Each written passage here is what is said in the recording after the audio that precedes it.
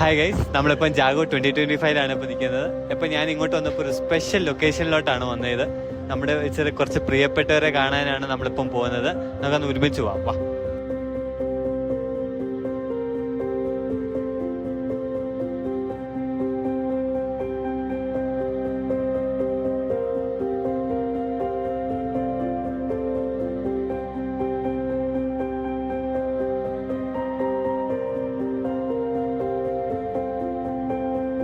എൻ്റെ പേര് father Ephraim Kunnappally. Carlo അക്കുത്തീസിൻ്റെ ഇംഗ്ലീഷ് ജീവചരിത്രകാരനിൽ ഒരാളാണ്. എൻ്റെയാണ് ആദ്യ ഇംഗ്ലീഷ് ജീവചരിത്രം. എന്നെക്കൊണ്ടാണ് ദൈവം അതിന് ഇടവരുത്തിയത്. ഹൈവേ ടു ഹെവൻ എന്ന പുസ്തകമാണ് ഞാൻ എഴുതിയിരിക്കുന്നത്. ഇതിനകം തന്നെ 48 ലക്ഷം കോപ്പി സോൾഡായ ഒരു ബുക്കാണ്.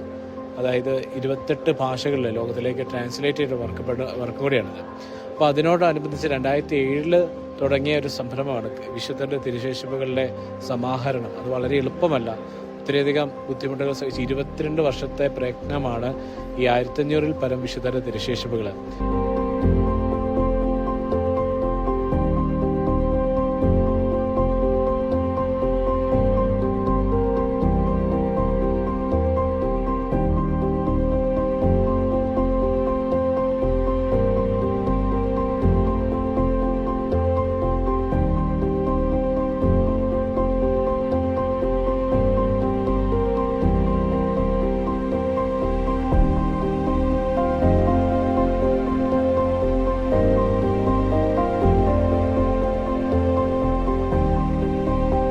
വിശുദ്ധ കാർലോ അക്വിറ്റീസിൻ്റെ ഒരു ഫൗണ്ടേഷനുണ്ട്. ആ ഫൗണ്ടേഷൻ്റെ നേതൃത്വത്തിലാണ് നമ്മളിവിടെ തിരുശേഷിപ്പ് പ്രദർശനം സംഘടിപ്പിച്ചിരിക്കുന്നത്. 1500-ൽ പരം തിരുശേഷിപ്പാണ് ഇവിടെ പൊതുവണക്കത്തിനായിട്ട് പ്രദർശനം വെച്ചിരിക്കുന്നത്. പ്രിയമുള്ള സഹോദരങ്ങളെ, വിശുദ്ധര് ദൈവം നൽകുന്ന സമ്മാനമാണ്. അവർക്ക് ഒത്തിരിയധികം സന്ദേശം അവരുടെ ജീവിതത്തിലൂടെ നമുക്ക് പകർന്നു നൽകുന്നുണ്ട്. നമ്മളായിരിക്കുന്ന പ്രശ്നങ്ങൾ, ദുഃഖങ്ങൾ, സഹനങ്ങളിൽ അവരെല്ലാവരുടെയും ജീവിത മാതൃക നമുക്ക് പ്രചോദനം നൽകുന്നത് അതെങ്ങനെ നമുക്ക് കരുത്തേകുന്നു എന്നാണ്. ഇവിടെയുള്ള ഈ 1500 വിശുദ്ധരും അവർ ജനിച്ചപ്പോഴേ വിശുദ്ധരാണ് എന്ന് നമുക്ക് പറയാൻ സാധിക്കത്തില്ല. അവരുടെ ഓരോ ജീവിത പ്രശ്നങ്ങളിലും ദുഃഖങ്ങളിലൊക്കെ അവർ അതിനെ നേരിട്ട് സ്വർഗത്തിലെ കരുത്താർജിച്ച് ദൈവത്തോട് ചേർന്ന് നിന്നപ്പോഴാണ് വിശുദ്ധർ എന്ന നാമം സ്വർഗം നൽകിയത്.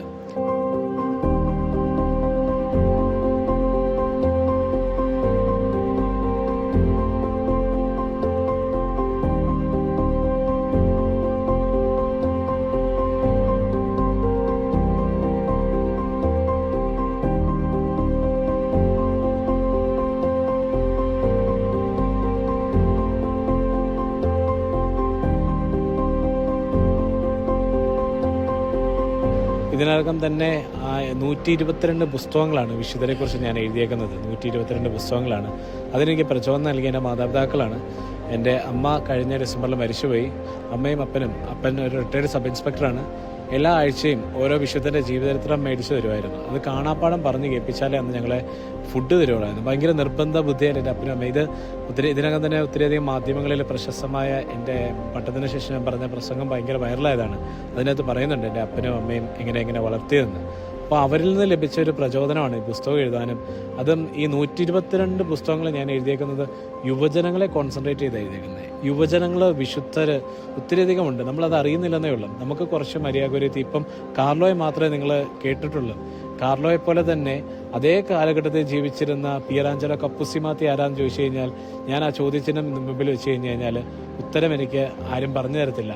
അന്നേരം നിങ്ങളുടെ ഈ ഫോണുള്ളതുകൊണ്ട് നിങ്ങൾ ചെക്ക് ചെയ്ത് പറയും, ഒരു ഫോട്ടോ കാണിച്ചു തരും. പക്ഷെ അദ്ദേഹത്തിൻ്റെ ലൈഫ് ഹിസ്റ്ററി ചോദിച്ചാൽ പറയും. പക്ഷേ എൻ്റെ പ്രധാനമായ ലക്ഷ്യം ഈ യുവജന നിരയിൽ ഒത്തിരിയധികം വിശുദ്ധരുണ്ട്. 28 പേര് തന്നെ ഈ കാർലോയുടെ കാലഘട്ടത്തിൽ ജീവിച്ച് നാമകരണ ചടങ്ങ് ആരംഭിച്ചവരുണ്ട്. അവരെപ്പറ്റി ഒരു എക്സ്കവേഷൻ, അവരെപ്പറ്റിയുള്ള പുസ്തകങ്ങളെല്ലാം ഞാൻ എഴുതിയിട്ടുണ്ട്. അതിൽ പലരുടെയും പുസ്തകങ്ങൾ ഞാൻ തന്നെ എഴുതിയേക്കുന്നതാണ്. ആദ്യ ഇംഗ്ലീഷ് ജീവചരിത്രം. അതിലൊരെണ്ണം നിങ്ങൾക്കിവിടെ നിങ്ങളൊരു ഷർട്ടും ടൈയും അതോടൊപ്പം തന്നെ ഒരു പേഴ്സിൻ്റെയും ഷൗപ്പട്ടിയുടെ അംശം അദ്ദേഹത്തിന് കണ്ടു. അദ്ദേഹം മില്യനറാണ്. അദ്ദേഹം അർജന്റീനയിലെ ഏറ്റവും വലിയ കോടീശ്വരനായിരുന്നു. അദ്ദേഹം നാളെ ഈ 18-ാം തീയതി അദ്ദേഹത്തെ വാഴ്ത്തപ്പെട്ട ഒരു നിരയിലേക്ക് ഉയർത്താനുള്ള ഡേറ്റ് പരിശുദ്ധ പിതാവ് അപ്രൂവ് ചെയ്തിട്ടുണ്ട്. അപ്പം വരുന്ന വർഷം അദ്ദേഹത്തെ വാഴ്ത്തപ്പെട്ടവനെ പ്രഖ്യാപിക്കും. അദ്ദേഹത്തെക്കുറിച്ചുള്ള എൻ്റെ പുസ്തകം ആദ്യ ഇംഗ്ലീഷ് ജീവചരിത്രമാണ്, ഫ്രം മില്യനർ ടു ഓൾട്ടർ. പ്രിയമുള്ളവരെ, നിങ്ങളും ഇതുപോലെ നമ്മൾക്ക് ഒരു ക്രേസ് ഉണ്ടാകണം. ക്രേസ് ഉണ്ടായാലേ അതിനാരെങ്കിലും നമുക്ക് ചെറുതായിട്ടൊരു തീയിട്ട് തരണം. എനിക്ക് തീയിട്ട് തന്ന എൻ്റെ അപ്പനും അമ്മയാണ്.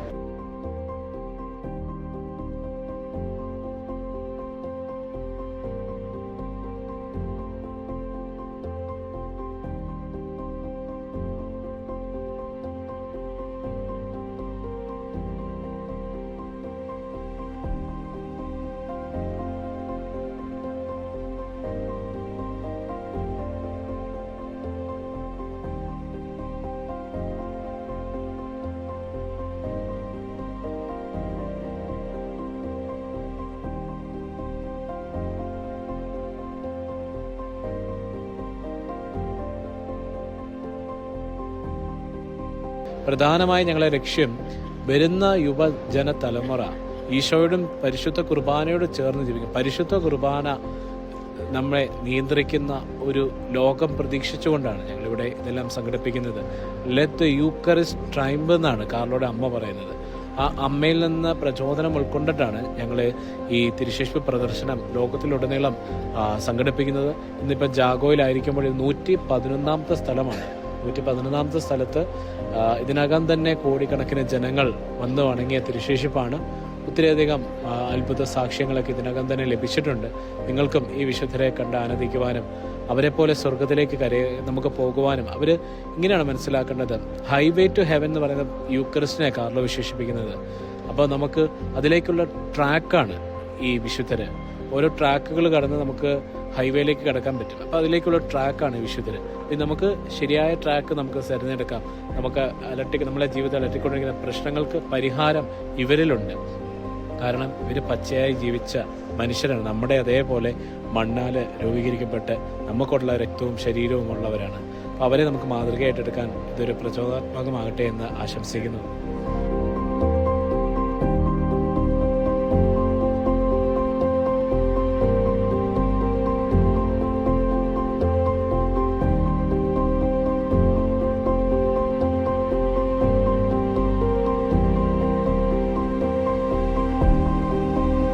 This was a different experience, the museum of all the relics of different saints. We could see the saints which we never seen before, and the relics means it was from the ancient time, even Martha, Mary, Lazarus, just Jesus time. So it is more graceful to have this type of museum. We never saw like this type of museum. Means this type I think I never heard also before. So Jesus Youth, this Jago 2025 has organized a very well museum. Thank you. ഞാൻ കാണാത്ത കുറേ വിശുദ്ധരുടെ റിലീക്സ്.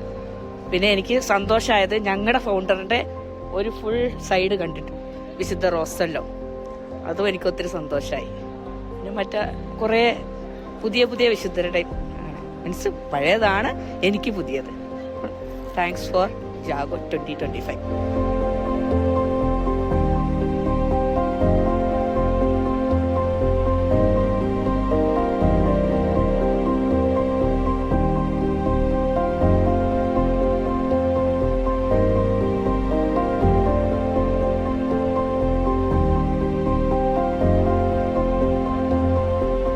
I'm so overwhelmed looking at this. I literally wanted to cry looking at all the priests and touching and feeling the presence of this priest.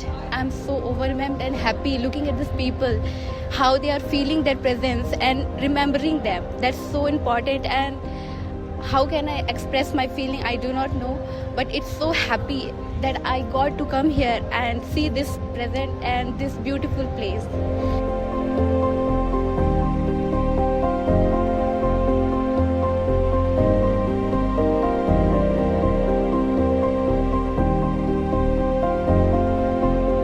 Yeah, it was really good. Most of it, we were not knowing all of the saints who are presented here in pictures, small pictures, like documents and all that. So it gave us a lot of information about what had happened in the past and who were the ones that we have to actually thank for our religion to be here and to be celebrated and to be continued in this stage also. And most of it was for sisters also were there, some saints were there. And obviously St. Francis was also there. We were not knowing that his picture is also there over here. And yeah, recent St. Carlo. And I can only say that it was really nice experience. And the relics are also nice. And the information collected, and hats off to whoever collected this much information and presented to us in this beautiful way.